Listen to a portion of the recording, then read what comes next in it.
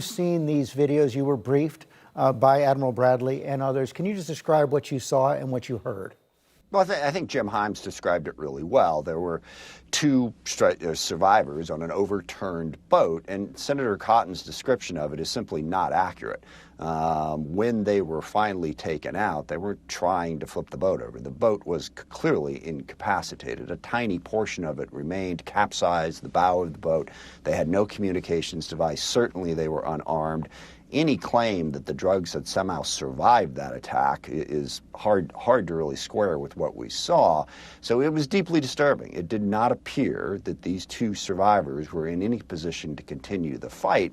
And then you get into the larger issue, which you previewed, of what is the fight exactly?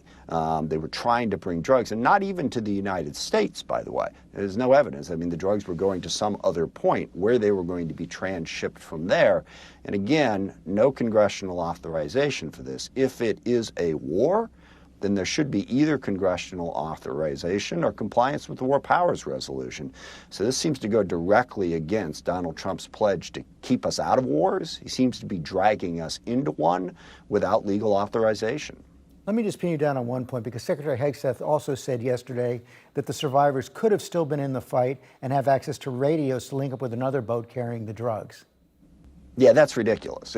There are no radios. They ought to release the video. If they release the video, then everything that the Republicans are saying will clearly be portrayed to be completely false. And people will get a look at it and they will see. The boat was adrift. It was going where the current was going to take it, and these two were trying to figure out how to survive. And the interpretation of this, that if maybe there were still drugs somewhere on that boat, that justifies the use of deadly force, is an incredible expansion of presidential power.